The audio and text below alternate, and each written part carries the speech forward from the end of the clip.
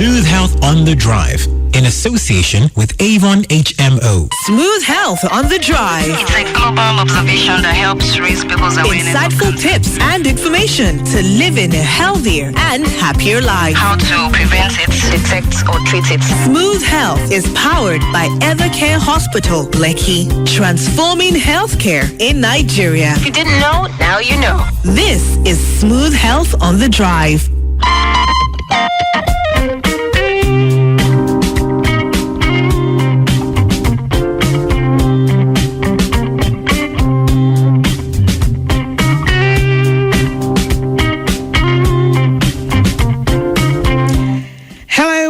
Welcome to Smooth Health on the Drive, brought to you by Evercare Hospital, Lekki, right here on Smooth 98.1. Now, today we are speaking about something that is absolutely fundamental to every human's health and overall well-being, and that is sleep.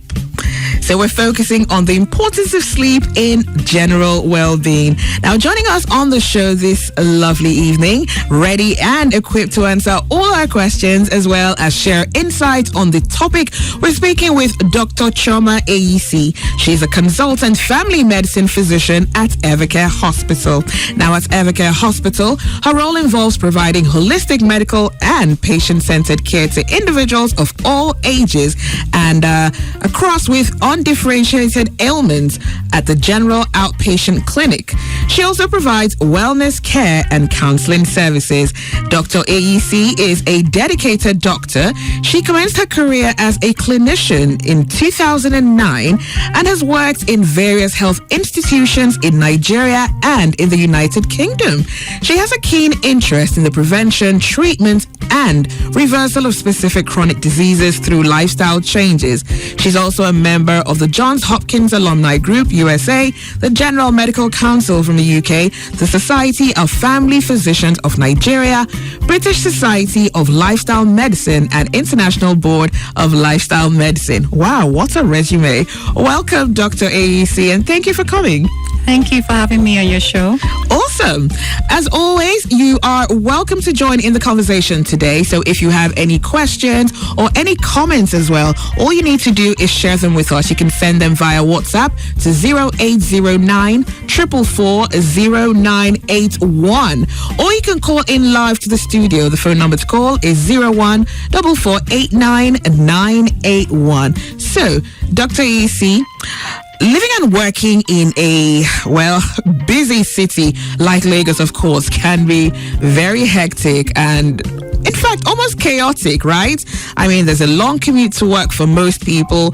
They have to deal with insane traffic, noise pollution. In fact, I'll just stop there because it's a really, really long list. So tell us, how important is sleep to health with regards to modern day living? Thank you. So sleep is pivotal to our overall health and well-being. Unfortunately, its importance tends to be trivialized and downplayed in our society and globally, quite frankly.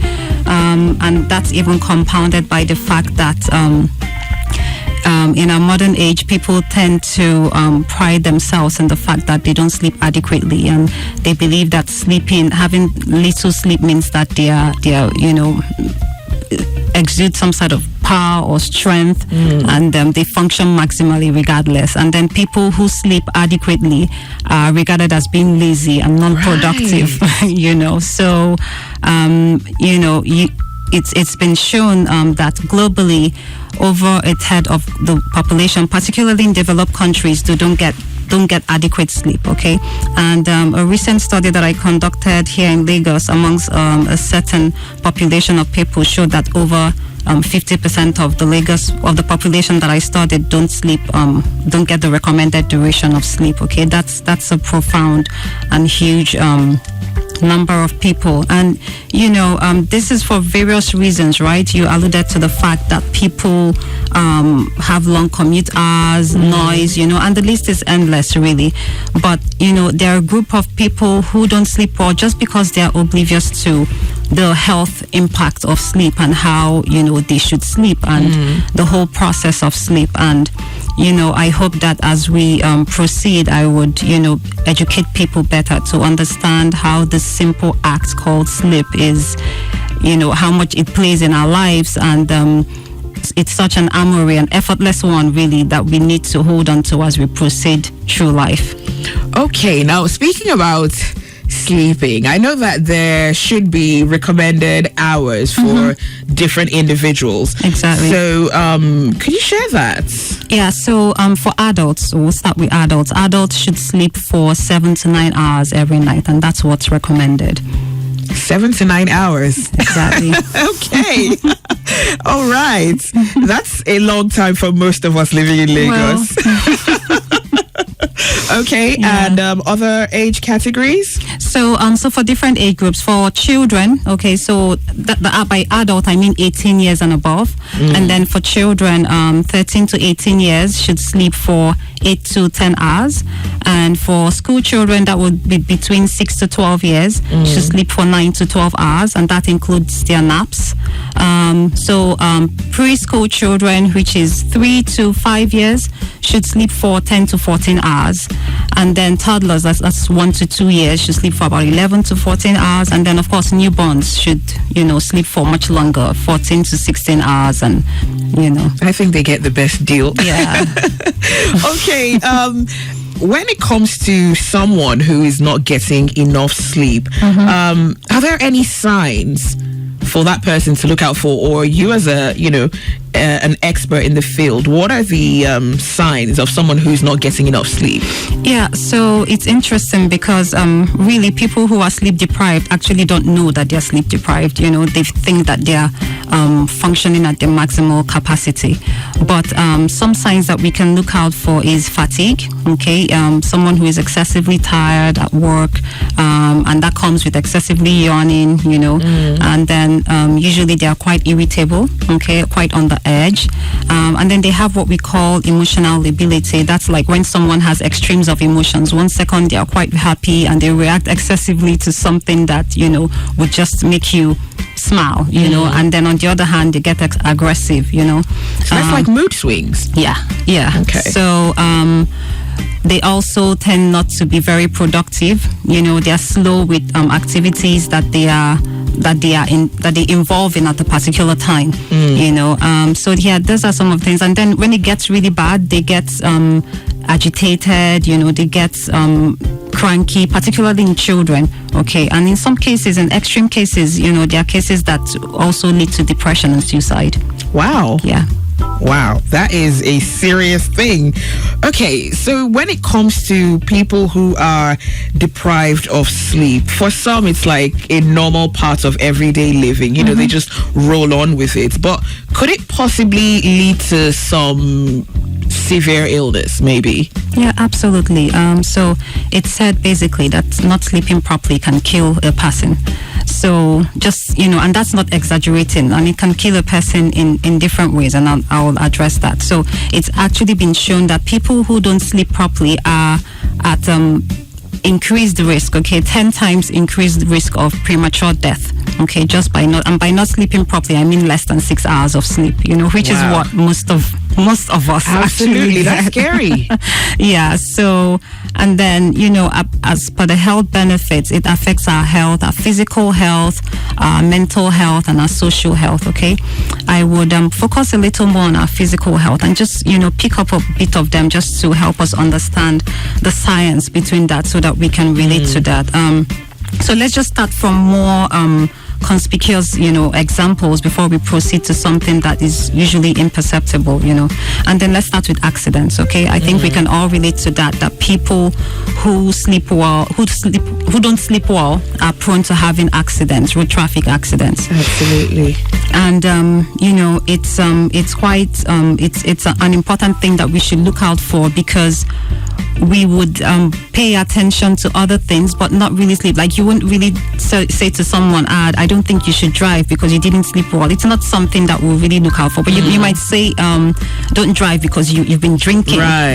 Yes. So it's interesting because a study was done to assess A study had two groups of people, right? People who were legally drunk and people who had not slept for about 19 hours. And then they put them up on the road just to assess how aggressive they were and their reactions, and and they found that they performed exactly the same way.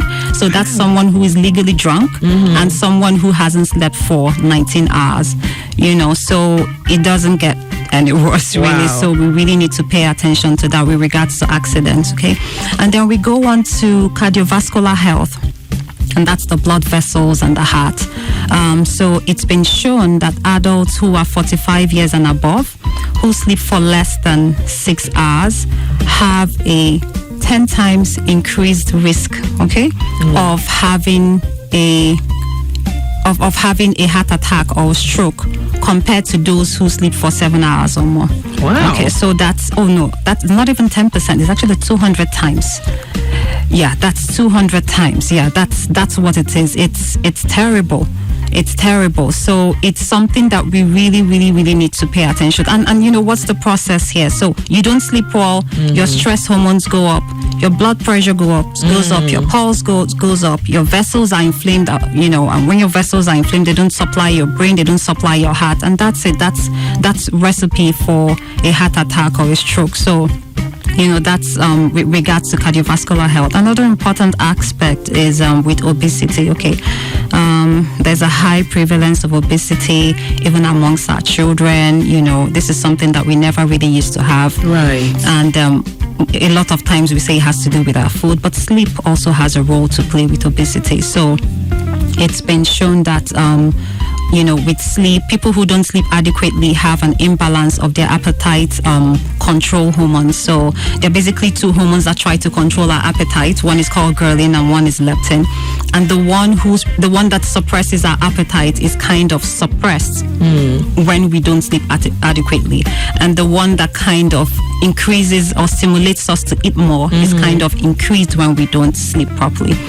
Okay, so and even in addition to that is that even when someone who is sleep deprived now eventually decides to eat, they tend to crave for sugary foods. Right. And they tend to crave for things that are unhealthy. I mean, if you think about it, I've done that on myself. You eat everything that you would normally eat, but then you still want that sweet, thing that, you think that you think that calms you down, So yeah, it's very it's quite interesting.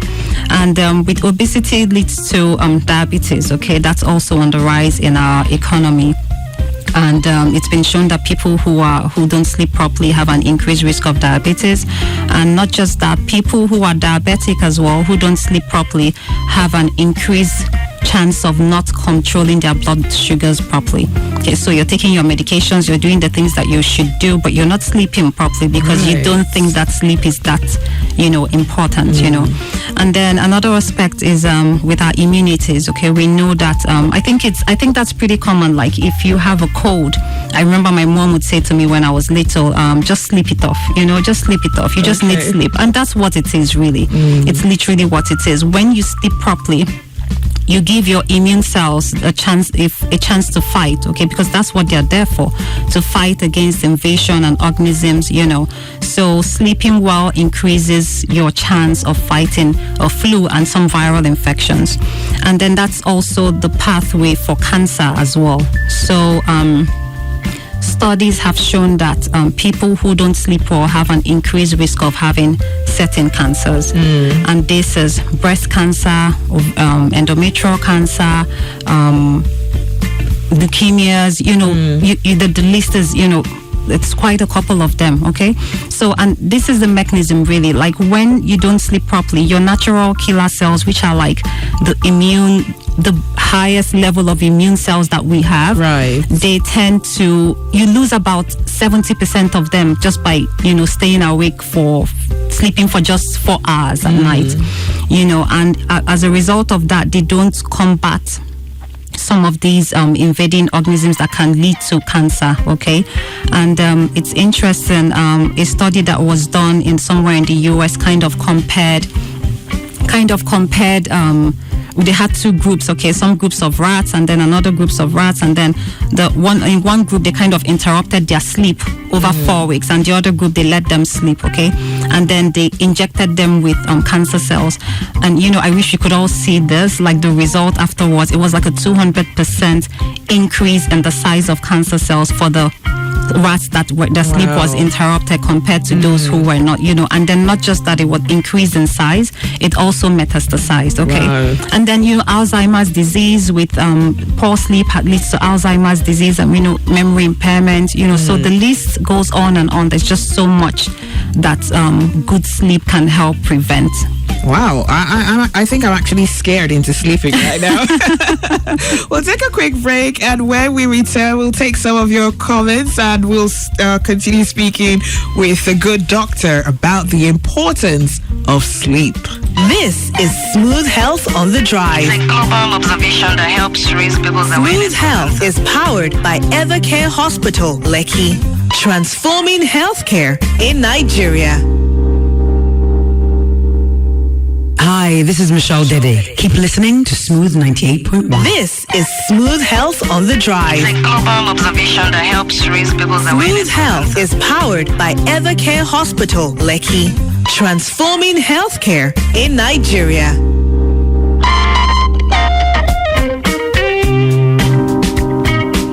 It's Smooth Health on the Drive on Smooth 98.1. I'm Zibi and I'm speaking with Dr. Chioma Eyisi. We're speaking about sleep, the importance of sleep in our general well-being. Dr. Eyisi has given a lot of possible illnesses that could come up if one is sleep deprived, and there's so much more we need to talk about. But remember, you can send any questions or comments that you have. All you need to do is send them to us via WhatsApp 0809 444 0981. You can also give us a ring. The phone number to call is 01 4489 981. So Dr. Eyisi, let's talk about the relationship between sleep and work. I know you sort of touched on it just a little bit. Yeah. How much does sleep really affect the work we do? It affects work significantly. Okay, so simply put, an underslept employee is bad for business, and an underslept employer is worse for business. Absolutely. And bad for the employees.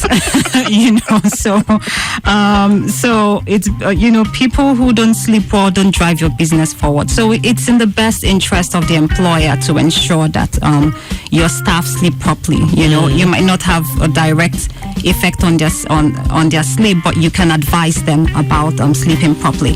So an underslept employer is likely to be slow in achieving tasks at work. They're less productive.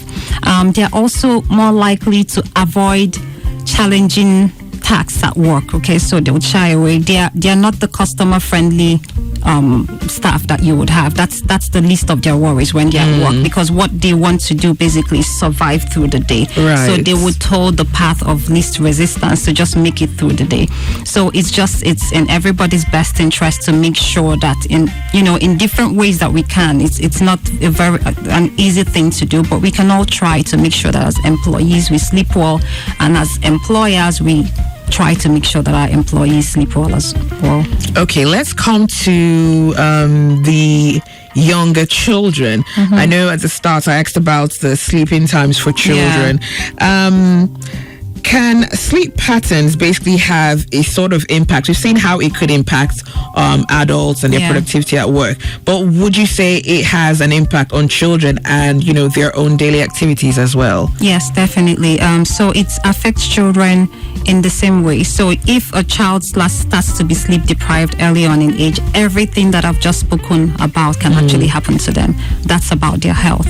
And in terms of behavior, children who don't sleep adequately are likely to be aggressive. They are likely to be bullies at school. They are likely not to pay attention, and then with regards to their academic performance, right. So you can imagine, first they can't even be attentive to listen to their teachers in school, and even if they did, they are not able to comprehend what is being taught, so they don't make sense out of it. And then if they cross that path, it's difficult for whatever it is they think that they got to actually seep into their brains. And even if it did seep in, it's difficult for it to be stored, basically, in their brains. So,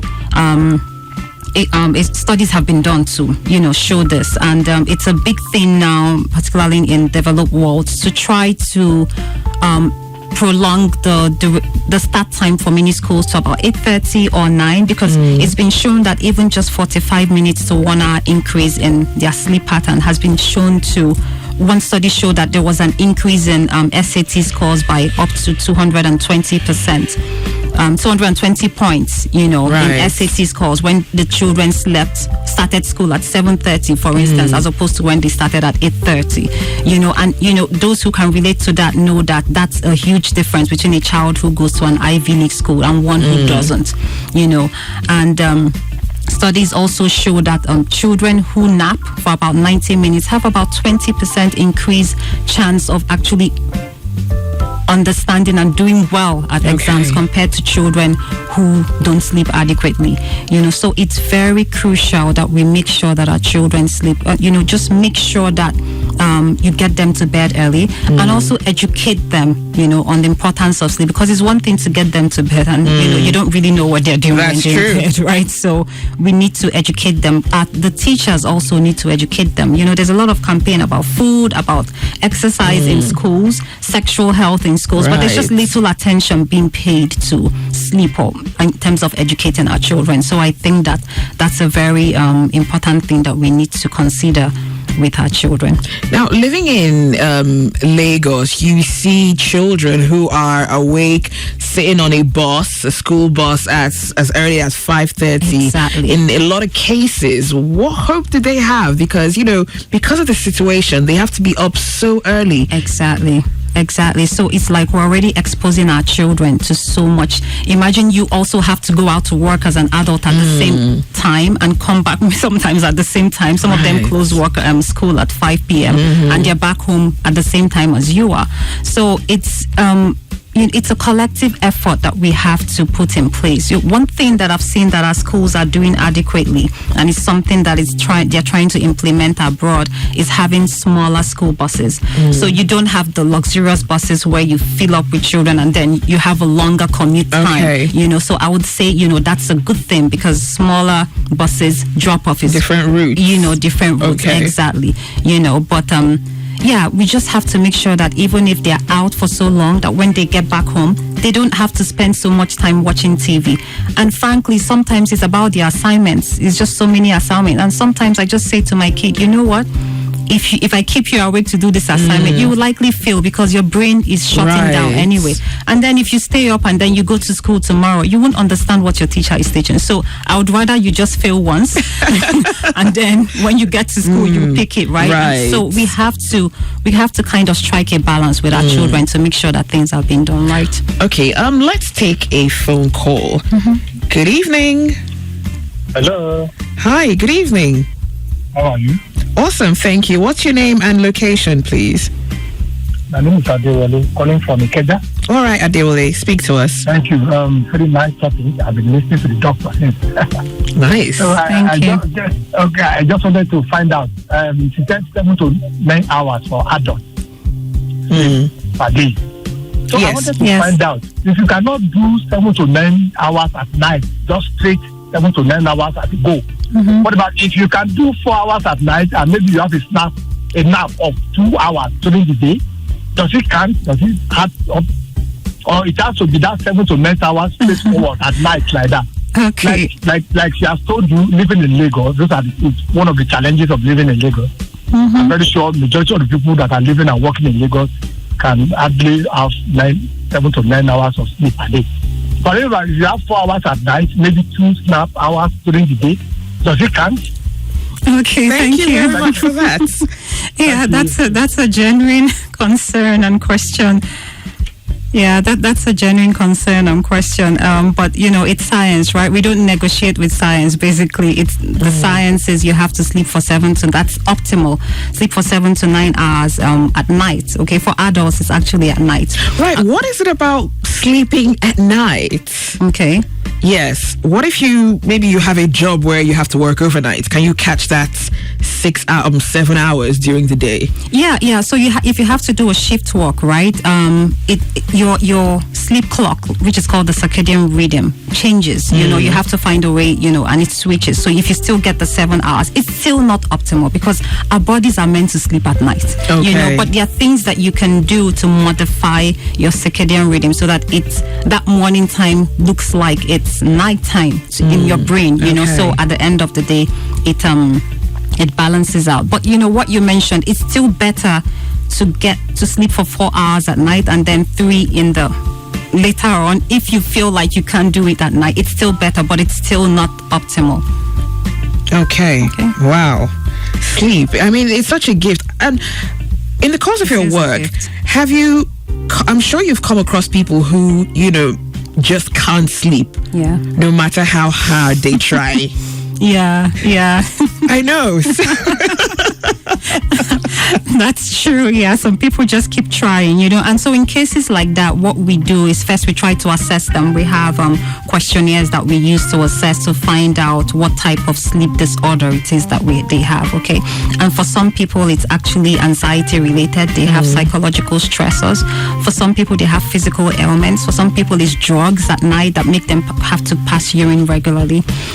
So we assess them to put them in the right place and then decide on how to treat them. Okay, sometimes we have to do sleep studies to figure out exactly what's going on with them. So it gets complicated sometimes. Okay, so Dr. Eyisi, I'm sure there are a lot of people that would love the answer to this.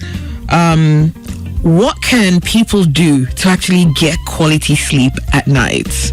Okay, yeah, that's a good question. So first of all, what do you do during the day? Okay, and so you prepare yourself for night sleep during the day. Wow. Okay, yeah. So you take coffee, but don't take coffee after 12 noon because for some people coffee lasts up to 12 hours in their system. Okay, so you might not know, but that would impede your sleep. Okay. And then during the day, it's advised that you exercise in the mornings or or in the afternoons, but not late in the evenings. Okay.